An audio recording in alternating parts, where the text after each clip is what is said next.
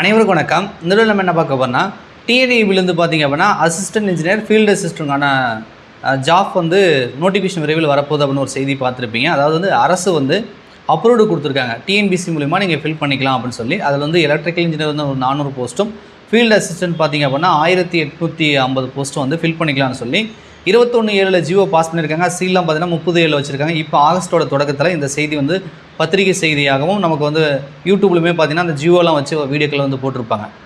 So இது சார்ந்த நிறைய டவுட் வந்து நம்ம ஸ்டூடெண்ட் வந்து கேட்குறாங்க. என்ன அப்படின்னா இதுக்கான எலிஜிபிலிட்டி என்ன சார் அப்படி மாதிரி கேட்டிருந்தீங்க இந்த ஃபீல்டு அசிஸ்டண்ட்டுக்கு.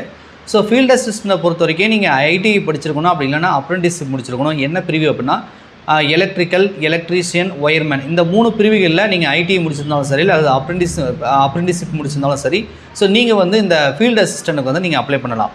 இந்த அசிஸ்டன்ட் இன்ஜினியர் எலக்ட்ரிக்கல் இருக்கு இல்லையா, ஸோ இது வந்து கம்பைன் டெக்னிக்கல் சர்வீஸ் எக்ஸாமினேஷன்லேயே வந்து பார்த்தீங்கன்னா 391 வேகன்சிக்கான நோட்டிஃபிகேஷன் ஏற்கனவே கொடுத்துட்டாங்க. ஸோ இப்போ வந்து இவங்க 400 வேகன்சின்னு சொல்கிறது வந்து புதுசாக விட போகிறாங்களா, இல்லை ஏற்கனவே கொடுத்தது தான் சொல்ல போகிறாங்களா அப்படின்றது நமக்கு தெரியல. ஸோ எப்படி இருந்தாலும் அங்கே 391 இருக்குது, இங்கே 400 இருக்குது. அப்படி பார்த்திங்க அப்படின்னா மேபி கொஞ்சம் வந்து வேகன்சி வந்து ரிவைஸ் ஆகலாம். ஆனால் புது நோட்டிஃபிகேஷன் வந்து ஏஐ வருவதற்கான வாய்ப்புகள் இல்லை. ஏன்னா இப்போ தான் வந்து கம்பைன் டெக்னிக்கல் சர்வீஸ்க்கான நோட்டிஃபிகேஷன் வந்து கொடுத்துருக்காங்க. ஸோ புது நோட்டிஃபிகேஷன் வராது.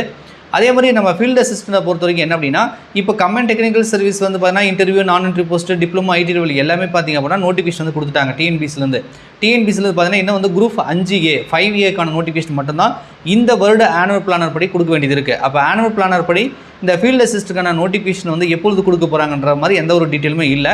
இவங்க இப்போ தான் கவர்மெண்ட் வந்து அப்ரூவ்டு கொடுத்துருக்காங்க.